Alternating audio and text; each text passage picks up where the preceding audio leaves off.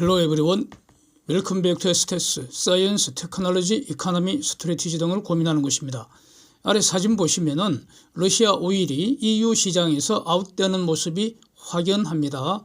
전쟁 전, 즉 21년에는 러시아가 유럽에 하루 250만 배럴의 오일을 팔았습니다.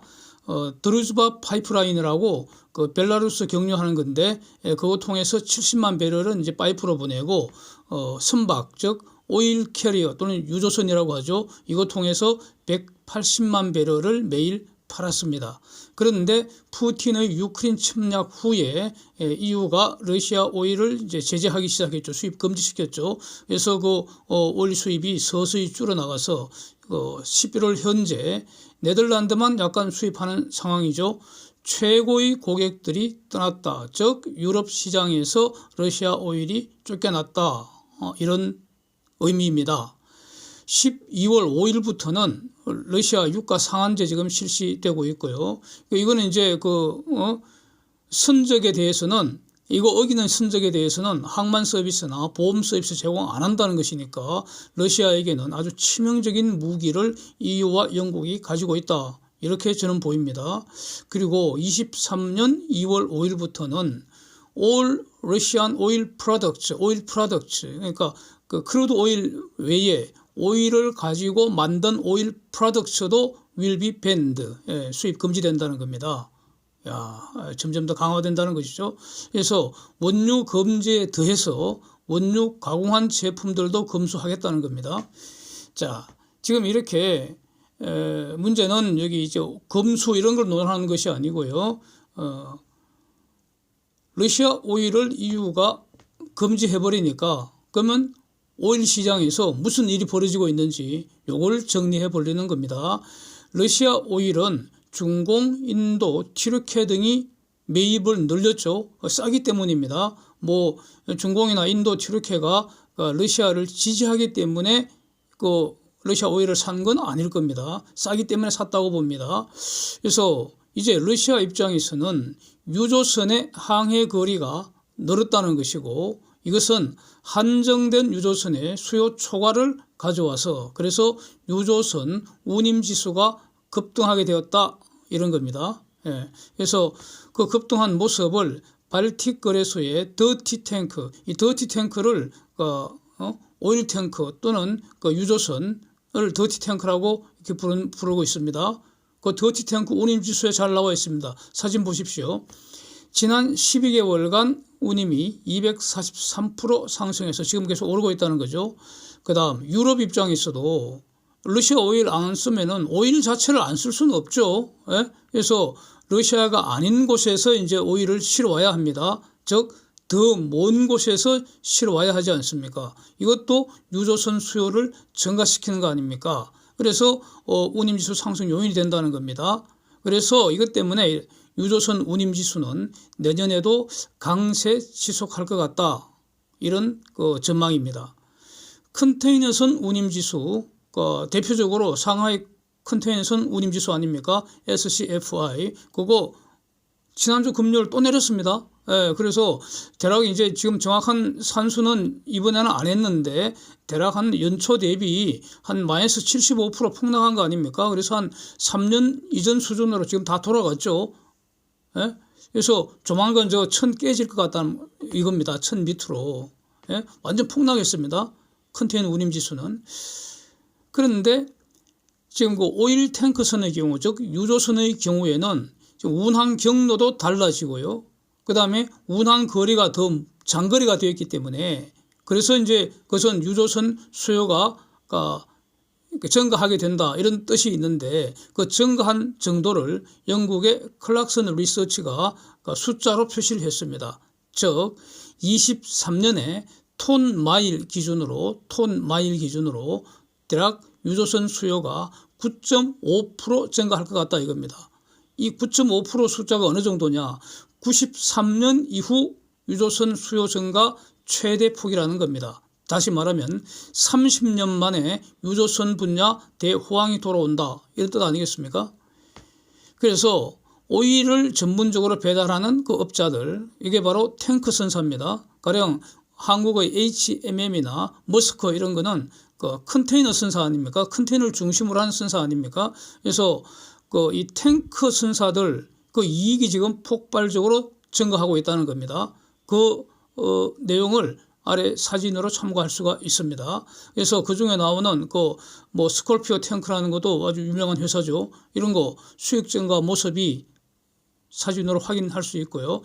여기서 이제 제일 중요한 것은 주가 아니겠습니까? 그래서 5년치 주가 그 추세를 제가 한번 그 정리를 해봤습니다. 사진 참고하시죠. 그야말로 폭등세입니다. 예.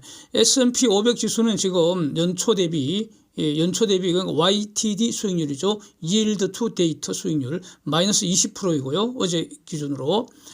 나스닥은 마이너스 34% 이렇게 시장이 박살이 나고 있는데 스콜피오는 323% YTD 수익률입니다. 예, 다른 그 종목들도 다 지금 폭등세입니다. 예. 컨테이너 선을 주로 하는 선사들 가령 HMM이나 그 머스크 등 주가 한번 보십시오. 예, 지난 1년간 고점에서 계속 하락하는 모습하고 지금 정반대입니다.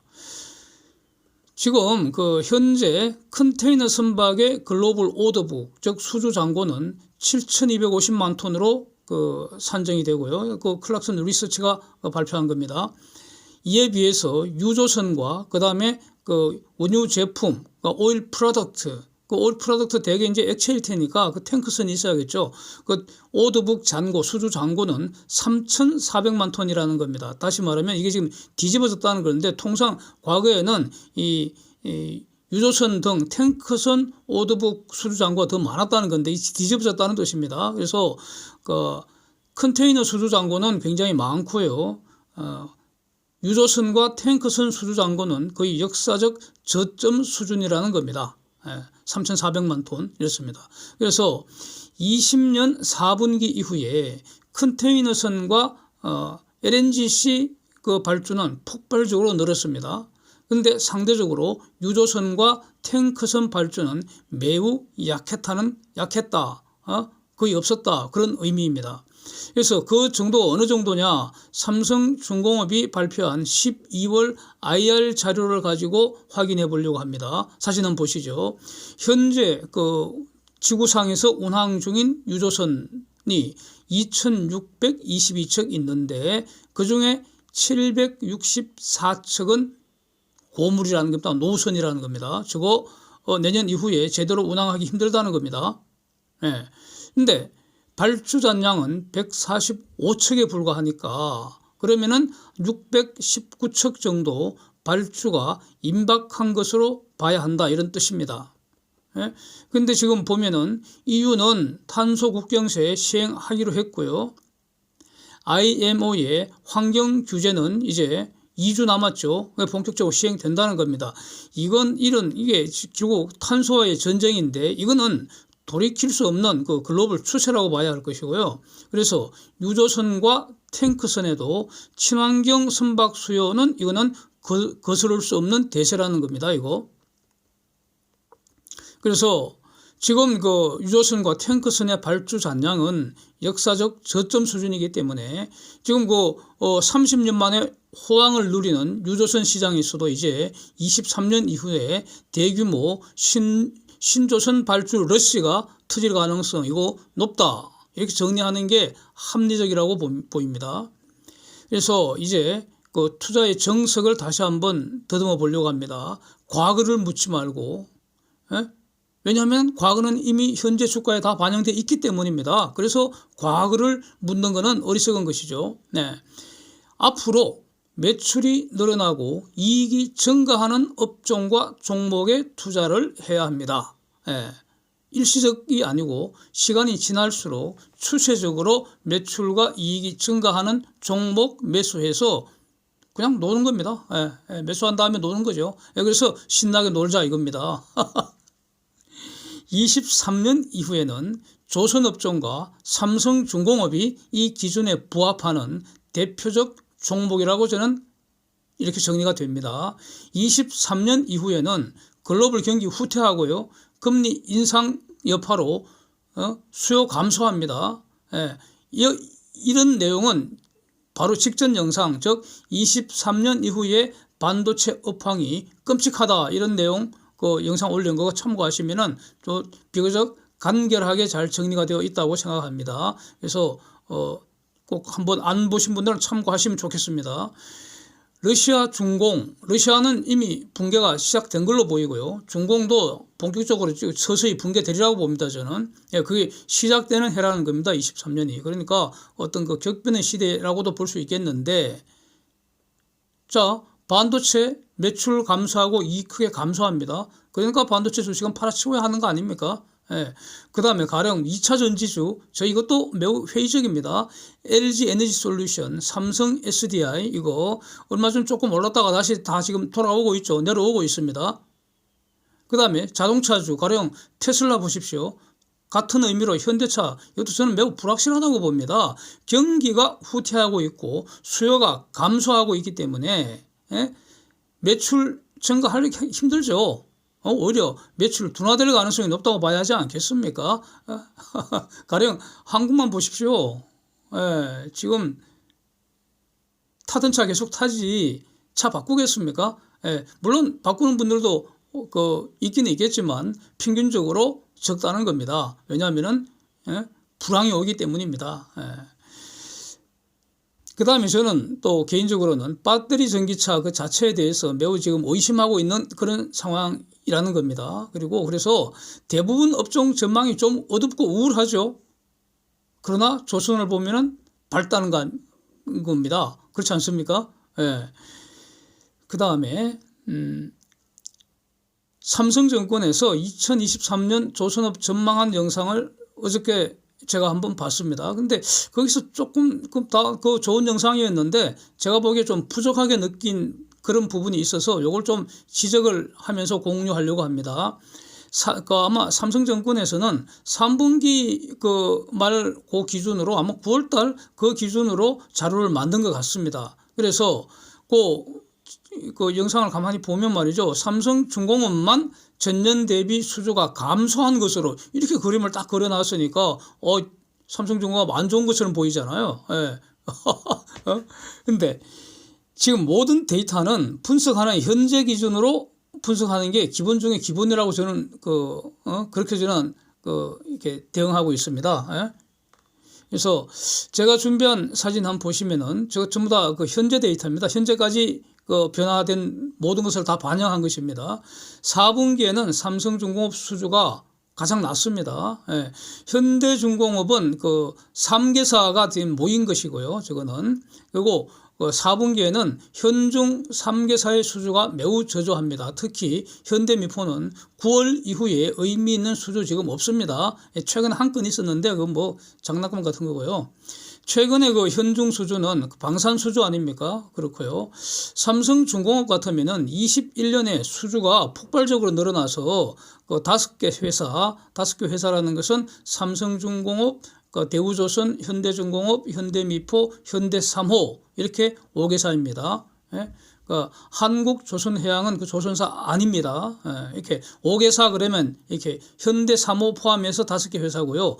그 중에 압도적 증가세가 삼성중공업이었습니다. 21년에. 그래서 그 여파로 올해는 전년비 수주 증가율은 가장 낮은 게 맞습니다. 그래서 요걸 이제 감안해서 제가 최근 3년간 수주 합계를 해버렸습니다. 그걸 기준으로 그 수주 합계 중에서 점유율을 산수를 한 표를 보시죠. 그럴 때 삼성중공업은 27.4%, 현대 3개사가 47.3%, 대우가 25.3%입니다. 그런데 현대는 현대중공업, 현대삼호, 현대미포 3개사가 합한 곳 아닙니까? 그래서 또 현대중공업하고 대우에는 방산도 이제 다 포함되어 있는 것이고요. 이거 고려하면은 단일 조선사로는 삼성중공업 점유율이 아마 가장 높다 이렇게 말할 수 있을 것 같습니다. 다음으로는 조선 5개사 투자 수익률 요약한 표 한번 보시죠. 여기서도요.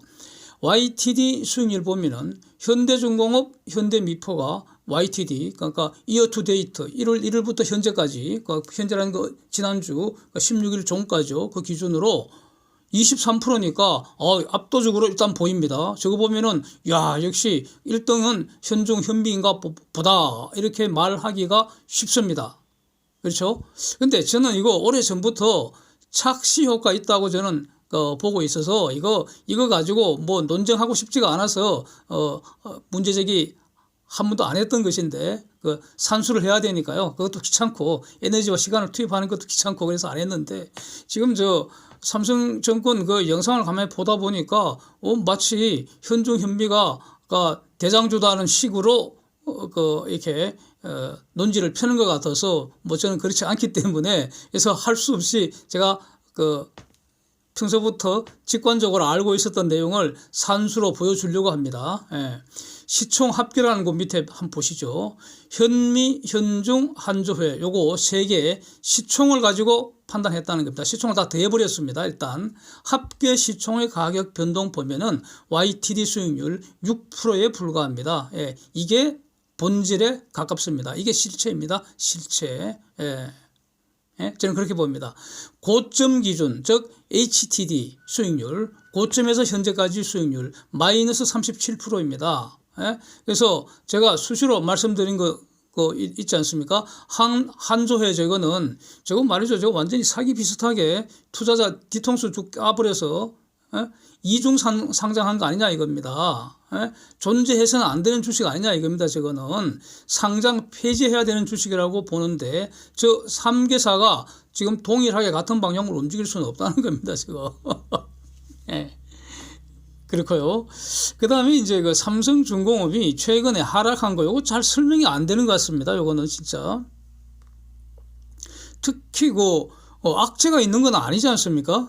저는 그렇게 보입니다. 수주는 상당히 매우 좋다고 평가해야 됩니다. 수주 좋고요.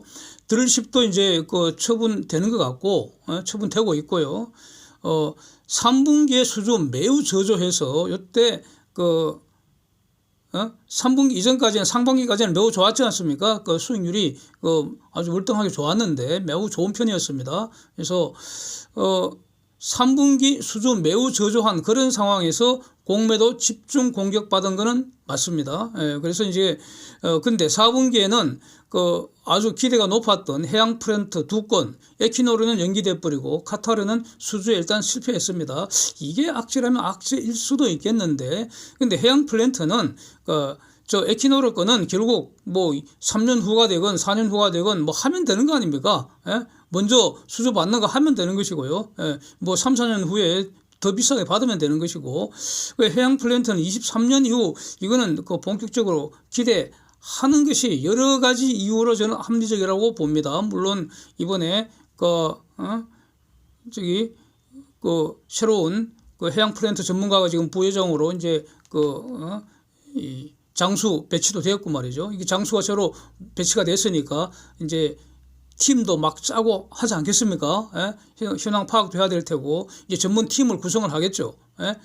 그래서 이 분야는 현대중공업하고 대우하고는 분명히 삼성중공업의 강점이기 때문에 23년 이후 해양 플랜트 분명히 기대할 수가 있다고 보고, 기타 뭐 LNGC 저는 컨테이너선 또는 여러 가지 친환경 선박 23년 이후 수주 전망은 저는 여전히 밝다고 봅니다. 그래서 요 분야 23년 이후의 어떤 수주 전망 이런 거는 다음 영상에서 종합적으로 또 집중적으로 준비를 하려고 합니다. 다만 22년과 달라질 것은 오늘 주제처럼 유조선이나 컨테이너선이나 다른 친환경 선박 뭐 이런 분야로 LNG 22년에는 LNGC 중심으로 수주가 이루어졌는데 내년에도 LNGC 수요는 여전히 밝은 가운데 이렇게 선종이 다양화되는 그런 해가 되지 않을까 이렇게 보여집니다. Thanks for watching. See you next.